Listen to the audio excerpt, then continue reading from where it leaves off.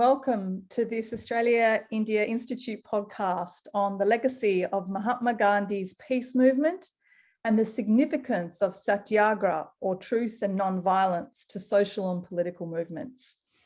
My name is Lisa Singh and I am the director of the Australia-India Institute, the University of Melbourne's centre dedicated to promoting support for and understanding of the Australia-India relationship.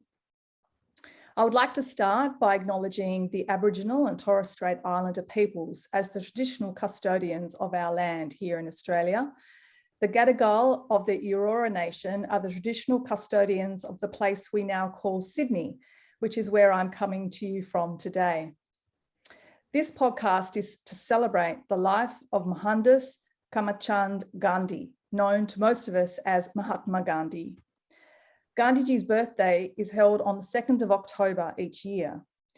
And Gandhiji is also known in India as Father of the Nation, recognised on his birth anniversary in India through a national public holiday. The significance of his 152nd birthday this year comes into light as it is also India's 75th year of independence from British rule, of which Gandhiji was instrumental in helping achieve through non-violent, peaceful resistance. Mahatma Gandhi said, "In a gentle way, you can shake the world," and that he did. And in doing so, he inspired political movements and leaders across the globe, including Nelson Mandela and Martin Luther King Jr. And he continues to draw that inspiration today. So to unpack this impact of this incredible human being on humanity, I am joined today by Professor Bindu Puri from New Delhi. Bindu Puri is a professor of contemporary Indian philosophy at the Centre for Philosophy, School of Social Sciences at Jawaharlal Nehru University. Her main interests in philosophy are in the areas of contemporary Indian philosophy and moral and political philosophy.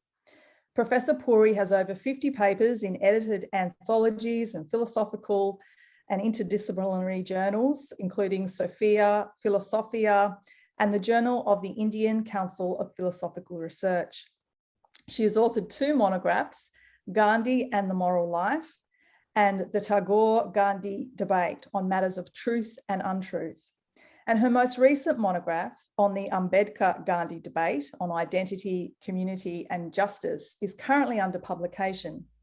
She has 7 edited volumes, the most recent being Rethinking Religious Pluralism, Moving Beyond Liberal Tolerance. And she has presented over 160 papers and lectures at national and international forums. Welcome, Professor Puri. Thank you so much for this generous introduction, and I'm indeed honored to be in conversation with you today and to be able to share some thoughts on Mahatma Gandhi, who's indeed so very relevant to the times in which we live, I think, in so many ways. And I hope the two of us in conversation will be able to unpack that relevance. Well, let's start by doing that, particularly delving into the moral life of Mahatma Gandhi. We know that his contribution to Indian independence is immeasurable. Not only did he give direction to the Indian freedom movement, but he also converted an elite movement into that of the masses. And he introduced a new way to deal with one's adversaries and to fight for what is rightfully yours through truth and non-violence. Gandhi's satyagraha, or non-cooperation movements, were instrumental in shaking the British stronghold in India. So, Professor Puri, could you please share with us what satyagraha is and what was its role in the Indian independence movement? So, quite literally, satyagraha is everybody knows famously, is an agraha or firmness on truth. But I think one can't understand Satyagraha without visiting the famous incident at the Pietermaritzburg station. And the experience of being thrown out of the train actually brought Gandhi into this dramatic confrontation with injustice, with the realization of the importance of rights. And I think almost everyone in their life has some such moment where you are so affronted, and then you kind of go into yourself. And Gandhiji actually retells this story, and I find that story very moving. And I'm going to just quote a little bit. He says, "The constable came. He took me by the hand and pushed me out. My luggage was also taken out. I refused to go to the other compartment, and the train streamed away. I went and sat in the waiting room, keeping my handbag with me and all the other luggage where it was." And he also says that it was really dark, and he couldn't even ask for his overcoat because it was in the luggage. But what is interesting to me is how Gandhiji stepped back from that darkness. And what did he do with that feeling of humiliation? So he says, "I began to think of my duty. Should I fight for my rights or go back to India? Or should I go on to Pretoria without minding the insults and return to India after finishing the case? It would be cowardice to turn back to India without fulfilling my obligation. I should try to root out the disease and suffer hardships in the process." And then, in 1909, he was traveling on the ship Kildonan Castle. And it's very interesting what he does with his jail times and with the sea voyages. He uses these times to think out his ideas. And in Hind Swaraj, he writes, "This is the method of securing rights through self-suffering." So Satyagraha then becomes a method of securing rights through suffering. And it's, I'll dwell on it in another part of the discussion, but he differentiates it from passive resistance. And we will talk about that in a bit. But I'd like to say Satyagraha is a kind of soul force, a love force. But it's, to my mind, the place where Gandhi privileges the claims of equality over liberty. So we know the famous slogan, liberty, equality, fraternity. And to my mind, Satyagraha is the place where Gandhi makes it clear that he's going to privilege the claims of equality over those of liberty. And how does he do that? Well, for one thing, Satyagraha is absolutely equally open to all to practice. For the weak in body and for the strong in body, for children, for women, it's in that sense equal. But I think it's even equal in a very much deeper sense. It's an equality of deference. It is an equality that differs equally to the truth, to the life, to the possessions, to the thoughts of the unjust other. And that's very important. And, Gandhiji talks about this at many places. In 1926, he writes these two essays on the swabhav of being human. And he says the human being's innermost nature is, if you are to be truly a human being, you got to own the kinship, duty of kinship, unilateral duty of kinship with the snake, the metaphor, the scorpion. The snake, the scorpion, and this is a metaphor that he uses to make you understand that if you are to be a human being, you must own kinship with even those who are oppressing you. And that's really, to own kinship is to accept absolute equality. You accept that you and your parents and your brothers and sisters are absolutely equal. He's saying transfer that to people you're opposing. So, you can't deprive them of anything. You got to always respect whatever they are saying, you got to respect their person. And I think also this goes back even further. And if you permit me, I'll go to that. He writes, a large number of commentaries on the Bhagavad Gita. And as you know, the Bhagavad Gita opens with the doubt of Arjuna. He's standing there facing all his kinsmen.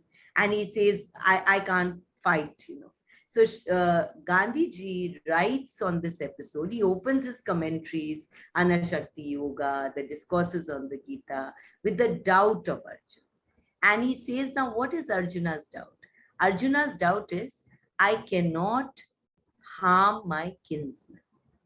So Gandhiji says the Gita permits no distinction between one's own and others. So there's to be no distinction between kinsmen and others. So that's where the Satyagrahi's absolute equality can be traced. So and he spends a lot of time on the Gita. Yeah. And I've argued in my forthcoming book for Springer that he makes actually 8 arguments about equality. Now, what is the third aspect of this equality? The third aspect is I am, to confer absolute equality to my opponent, I have to practice it. So there are these 3 aspects of absolute equality coming to you in Satyagraha. Professor Puri, you've probably answered my next question. I was going to ask you, particularly about that time on the train and how he turns away from darkness, that he said truth is the end and non-violence the means. Why did Gandhi believe that non-violence was the only path to truth? What was the connection between non-violence and truth? Because I think we need to unpack that so that we can move into looking at some more contemporary political movements that he's also influenced. So it's very interesting, and it's a beautiful connection. And I think in his own lifetime and today, it is continuously challenged. Gandhiji so often reiterated this, that there are 2 sides of a coin. And but if you recall that Gandhiji made a connection between means and ends. So since means and ends were convertible terms, the relationship between truth and non-violence was constitutive rather than instrumental. So just as much as you progress in one, you achieve the other. That's what is a constitutive means. So one can get an idea of this connection only if we understand that Gandhi did not use the term ahimsa only to mean non-injury. It was a very wide term. And I want to read something which I love about ahimsa. He says, this is the path of ahimsa. It may entail continuous suffering and the cultivation of endless patience. Thus, step by step, we learn to make friends with God, with the rest of creation, with God, with truth. Our peace of mind increases, except despite of suffering. We become braver, we become more enterprising. Our pride melts away and we become humble. So humility was very, very central to this practice of ahimsa. Ahimsa is like developing a kind of friendship with all others. And now, why should ahimsa lead to the truth? We can kind of understand that what is the most powerful enemy for us all to arrive at the truth. It's mostly our great sense of ourselves. We have this great attachment to the ego. And since ahimsa is eventually a complete egolessness, a complete humility, giving equality to all others, respecting all others, being friends with all others. And this is not only human others, non-human others. So this then becomes the only way that we can move away from the ego and come closer to how things really are between people. When we have a conflict with anyone else, we mostly see it in the way that puts us in the best light. So if you practice ahimsa as a complete non-violence and humility, that's the best shot you have of getting to realize how things really are between you and the so-called unjust other. And so Gandhi made this kind of inviolable connection. So the only way you could get at truth was through humility and deference to the truth that might possibly lie in the possession of the other. Professor Puri, I'm going to come back to some of the other sorts of impacts that Mahatma Gandhi had throughout that freedom struggle. But I'm going to bring you a little bit, forward a decade or more to looking at some of the ways he's actually impacted some of the more contemporary political movements in the world. So the first one that comes to mind for me is at that conferral of the freedom of Pietermaritzburg, Nelson Mandela, when he honoured Gandhi and he said the values of tolerance, mutual respect and unity for which he, Gandhi, stood and acted had a profound influence on our liberation movement and on my own thinking. What do you think made leaders like Nelson Mandela and indeed also Martin Luther King publicly announce that they got this essence of their political strategy from Mahatma Gandhi? That's really very thought-provoking and wonderful. How to connect Gandhi with the seemingly distant movements, but they are only seemingly distant, because what is what is connecting Gandhi to Mandela and to King? Now he's connected to King because both are understanding the importance of rights to the human person. And we go back to the Pietermaritzburg's incident. And Gandhi is also connected to Mandela because both are interested in rights, both are engaged in a passion to end oppression. They both took up the cause of the respective colonized countries and subjugated people, inspiring them to resist oppression. So there is a whole lot of things to link them up. But to my mind, and that's really what I'm going to develop, is there are all three of them are linked by the concern for the last man, the person in the margins. This is the last man that Gandhi speaks about. And this is really what connects all these three thinkers.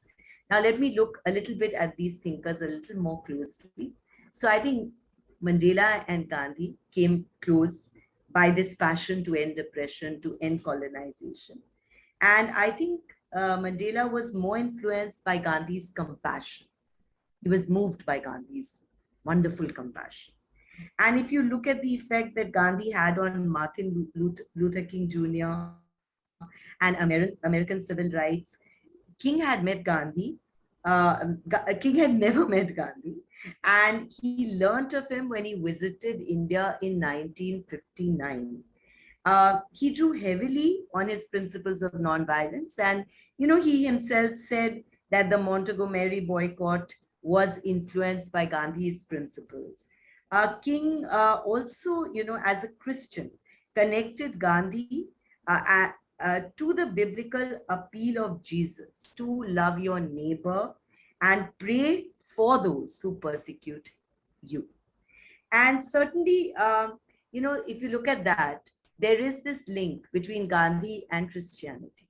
And Gandhi has been connected to the Sermon on the Mount and also to this parable of the vineyard, in the Gospel of Saint Matthew. And I think you may be familiar with that. And you know that this is a concern that the last worker must get the same wage as the first. And you find Ruskin unto this last, making a kind of social and economic interpretation of this parable. And of course, that Gandhi was very influenced by Ruskin. And in his autobiography, actually speaks of reading Ruskin and how he was on the 24-hour journey between Johannesburg and Durban. He writes this chapter under the title, The Magic Spell of a Book. So you can imagine how much that parable actually impacts Gandhi. And I am going to locate the point at which these three thinkers from such different places with similar and yet different concerns, they come together in this concern for the person on the periphery. And this concern unites them. They are fighting for the rights of the marginalized. And I'm now going to say that here Gandhi wrote a letter to a friend who was having doubts. And this came to be known as Gandhi's talisman. And I'm going to read that to you. I will give you a talisman. And I think this should work for all of us too. Whenever you are in doubt or when the self becomes too much with you, try the following experiment. Recall the face of the poorest and the most helpless man whom you may have seen and ask yourself if the step you contemplate is going to be of any use to him. Will he be able to gain anything by it? Will it restore him to a control over his own life and destiny? In other words, will it lead to Swaraj or self-rule for the hungry and also spiritually starved millions? Then you will find your doubts and yourself melting away. So this is what I think connected them, and Yeah, which is why they drew yeah. inspiration. I think we could all read that talisman every day and benefit from it. Yeah. Of course, you know, we are obviously, you know, living in liberal democracies where we have the right to protest. There is the freedom to protest. But as we know, not all protests are non-violent. In fact, you know, unfortunately, we see violent protests all the time. I think in terms of Gandhi, he distinguishes between satyagraha and duragra. How might you unpack this distinction? What is the difference here? Why is this so important? It's actually, according to me, it's one of the most important distinctions for our times, because you know, every movement, people are self-righteously confident that what they are doing is Gandhian satyagraha. But actually, Gandhi wrote very extensively about the rules for the satyagrahi. And it was one of the most difficult things to do to become a satyagrahi. So, you know, for one thing, before embarking on a satyagraha, you had to be established or at least practicing some kind of moral discipline. And Gandhiji wrote this discipline down very elaborately. So he spoke about what he called yam and niyam. And these were what are called the vows or the vratas of classical Indian tradition. And he translated them as cardinal and casual virtues. Just to give you an idea that, you know, how exacting these were. So the first five were actually Satya, which is the truth, Ahimsa, which is non-violence, we are familiar with. But the others which we are not familiar with is like Astya. Astya is, you know, non-stealing. And non-stealing is not just not picking up things that belong to others, but not keeping things with you, which you do not need. And then there is what is called aparigraha, non-possession. And please recall that when Gandhiji was in Champaran, then he just gave up everything and said, I will only wear the dhoti. So that's really how well he practiced non-possession. So you don't just own anything more than you strictly need. And this is really where he becomes relevant to things like the climate change movement. It's this economics, the moral economics that he's doing. So this is the kind of thing that satyagrahis were to be able to be grounded in. So think about any of the protesters in our time and think about whether we are ready to practice this kind of arduous moral discipline, at least in some kind of a form. And then secondly, satyagraha is for the truth. It can be for nothing but the truth. It is absolutely non-violent. And non-violence here means free of anger, free of rancor. So while we are protesting, we have to be what he calls full of the flame of love for the opponent. So we can't humiliate them. So, you know, so he once wrote that the practice of students lying down and blocking the road is duragra, because you're trying to humiliate the opponent. And that's not being full of love for him. You know, he can't march over you. Then he said, Satyagrahi, very importantly, cannot think that I've got the truth with me. He has to be open not only to converting the opponent with love, but also be ready to be converted. So you got to be always ready that I might need to give up my point of view. So that's really the spirit of the protest. So, you know, so he felt that it is, should be rather, ideal from everybody's point of view. That's really what's the satyagraha. Yeah. So you see, that's the distinction between satyagraha and durga. That's a nice sort of way to sort of look at his advocacy for pluralism, because he very much did embrace, you know, the other. I think noted historian Ramachandra Guha once said that the linguistic and religious pluralism promoted by Mahatma Gandhi saved India. So why do you think it was important to Gandhi to accept ideas that are not similar to yours? You know, how important is it that the idea of accepting the other and respecting pluralism in today's sort of volatile times, you know, when one tweet can generate so much hatred and angst? Why was that so important to Gandhiji?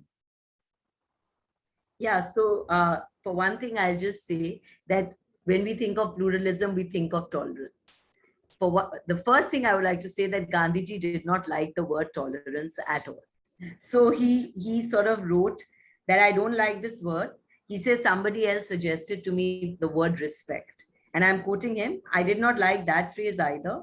Tolerance might imply a gratuitous assumption of the inferiority of other ways to one's own, and respect suggests a kind of patronizing. So he said, I don't like these two words. I'll use the word equality of deference to the response that Gandhi made to pluralism. And so, to me, that's very important, that he thought that we should be able to have absolute equality in absolute difference. Now, why did he think this way? Well, one thing is, if you go with Akil Bilrami, one of the recent interpreters of Gandhi, who says, look, Gandhi had this relativistic notion about truth. Everybody's truth was right. So you're right from your point of view, and I'm right from mine. And that's why Gandhi respected pluralism. But to my mind, that's very simplistic, because he spent his whole life trying to find truth between warring and conflicting sides. And he thought you could arrive at it. That's why he spent so much time doing it. And that's why he thought we could suffer up to death in the interest of truth. So clearly, it's not really a pluralism about, or relativism about truth. He certainly thought there is a truth we can arrive at between conflicting people. And yet, he accepted pluralism. Now, why is that so? Firstly, I think what is most important is because he's actually interested in truth. And he once said, how are you going to get at the truth? There are two ways. Either you keep destroying everybody who's saying something contrary to you, or you listen to them. And experience shows me that if you keep listening to other people, then the truth. But if you keep on doing others, then you'll also destroy the truth in the process. So that was one reason, because he was interested in truth. He had to be interested in pluralism. And, the second said earlier, there is a constitutive link between truth and ahimsa. So want to think others. The more you distance yourself from ahimsa, the more you're distancing yourself from truth. So if you want to get at the truth of your own religion, the more you destroy other people's religions, the further you're getting from your own. So there's this constitutive link, which kind of pluralism is internal to Gandhi's world. Okay, the third thing I think is Gandhi is really interested in justice. He wants to do justice to everybody. Now, when we think justice, we think liberal justice.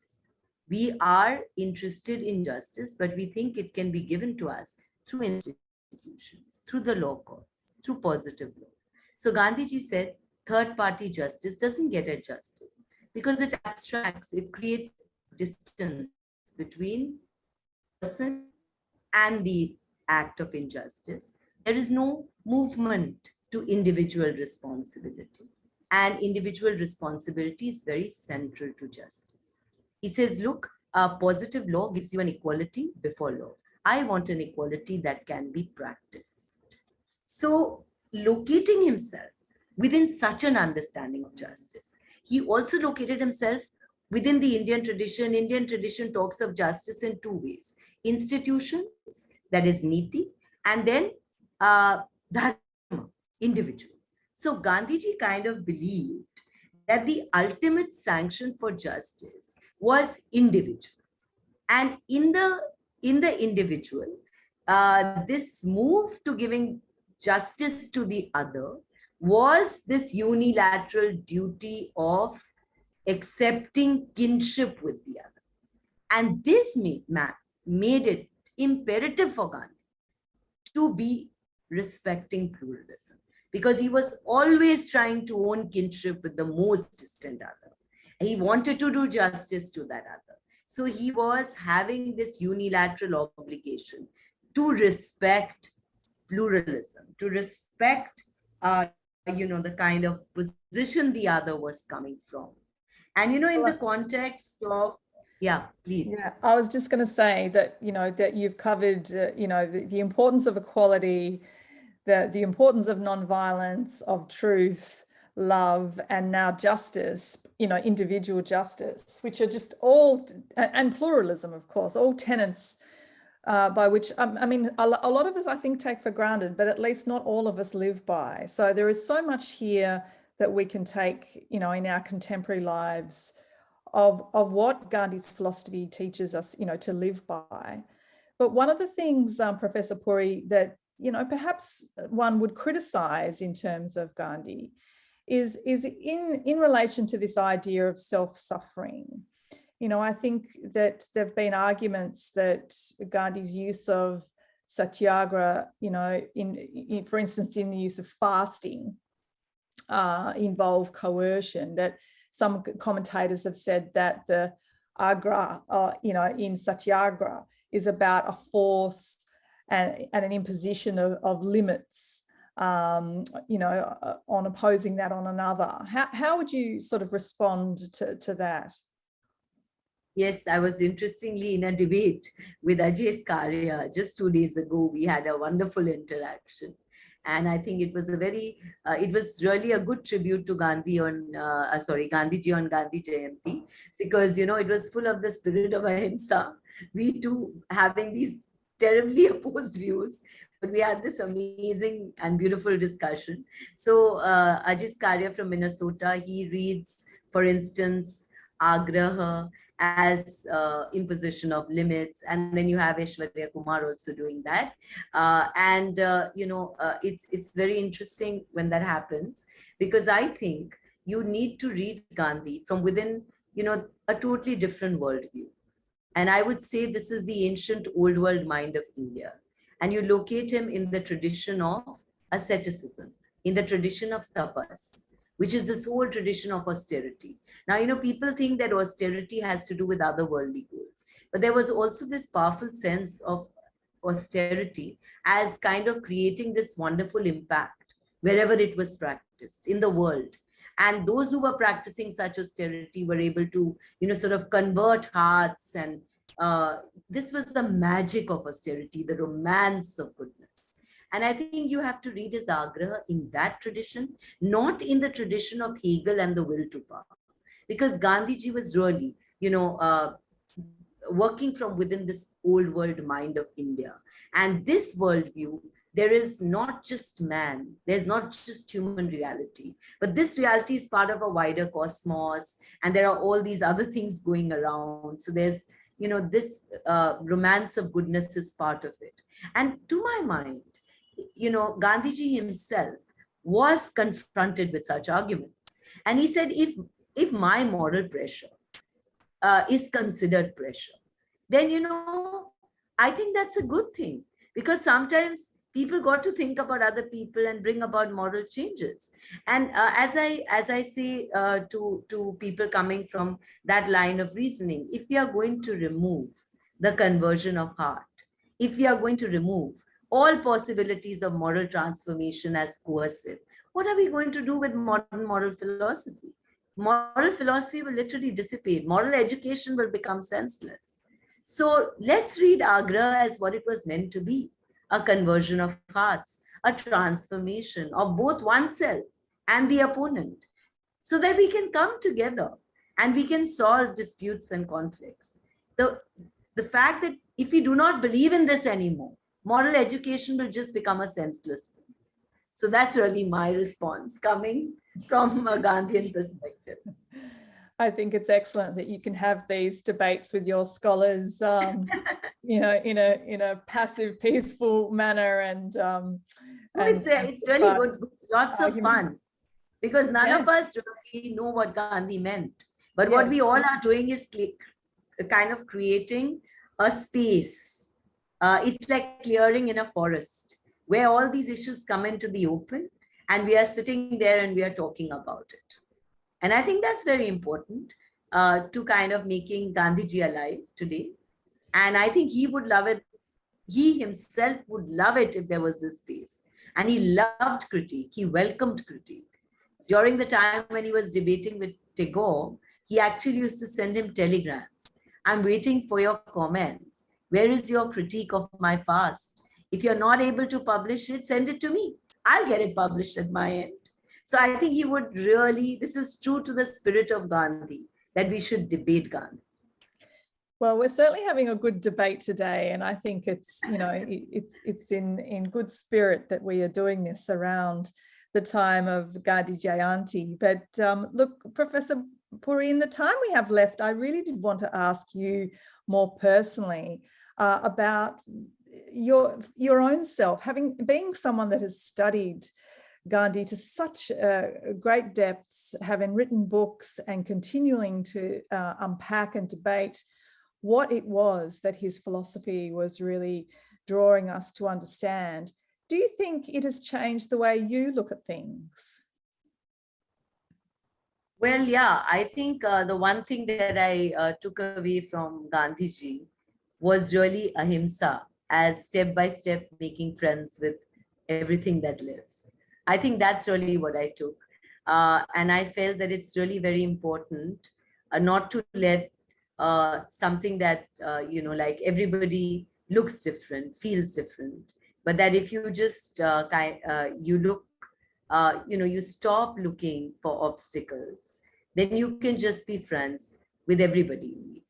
And I think that's something that I learned, that differences just don't matter. It is only on the surface that people look different. The minute you let what is inside you, your ego and what you want to see dissipate, then there it is. The whole world is out there to be friends with you. And that's very important in the times that we live, because so much of disagreement arises, and not very friendly disagreement, because people differ. But, you know, as Herder said, the world is a garden of flowers, and there are so many different colors, and all of us are so different. And the world is made all the more beautiful because we are different. And to me, all this difference is very exciting. It is so exciting to meet people who are different. And that's really what you got to work on. Everything doesn't have to be a mirror image of you. And how boring it would be if it was that. Absolutely. So it's so wonderful that we can be in this garden of flowers, and we don't have these monotone colors. So that's really one thing that I learned from Gandhiji, that even your opponent should go away thinking, wow, who's this person that I met? So Gandhiji had that impact on people. People would be like, we cannot dislike him, because, you know, he is friendly and he never says anything negative to anyone. So that's really who Gandhiji was. And so he was equally friends. So some people say, look, he was friends with the mill owners and he was friends with the labor. But I think that's the beauty of ahimsa, and look how he creatively adapted these notions. So from the Indian tradition. Yeah.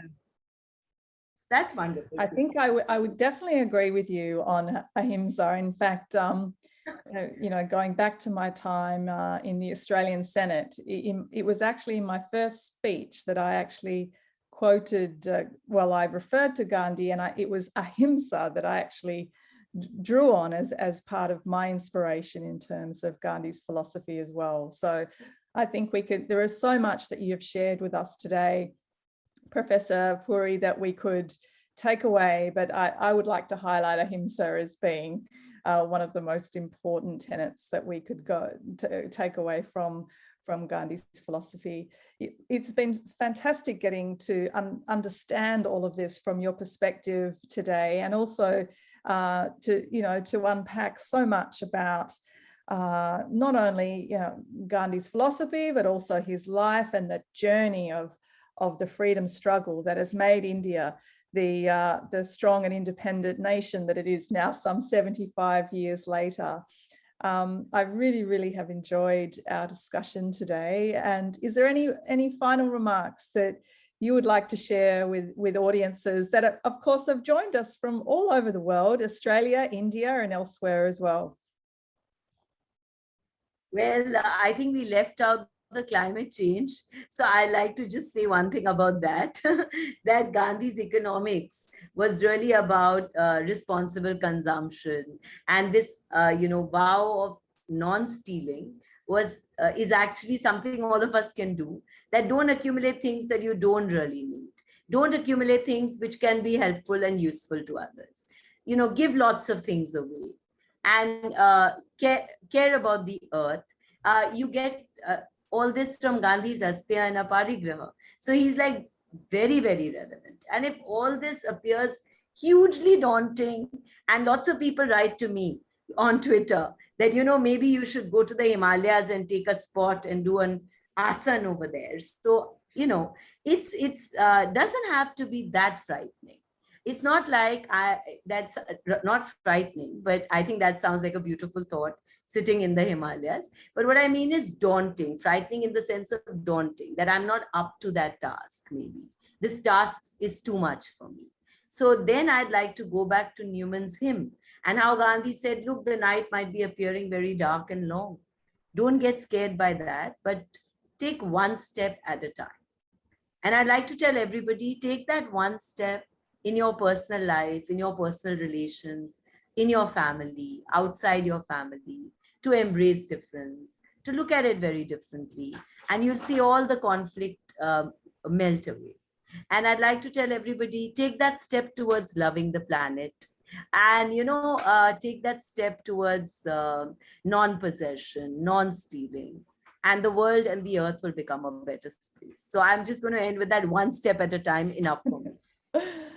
Thank you, Professor Puri. I really think that the climate movement, you know, led by Greta Thunberg through those climate marches, you know, that have had such an impact throughout the world, are certainly picking up that baton of Gandhi's non-violent way of protest. And I do hope that they continue as the next generation to learn from Gandhiji as well. Thank you so much for joining me and at the Australia India Institute today.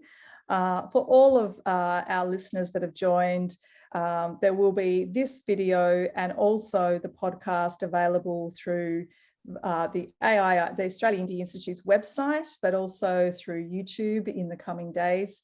And thank you so much for joining us. Dhanyavad, namaste. And thank you so much, Lisa ji, for giving me this wonderful opportunity. And for me to talk to you has been such a big treat. I'm going to, you know, really treasure it that I had this chance to talk to you. Thank you so much. Same for me. Namaste. Thank you. Thank you. Namaste. Thank you.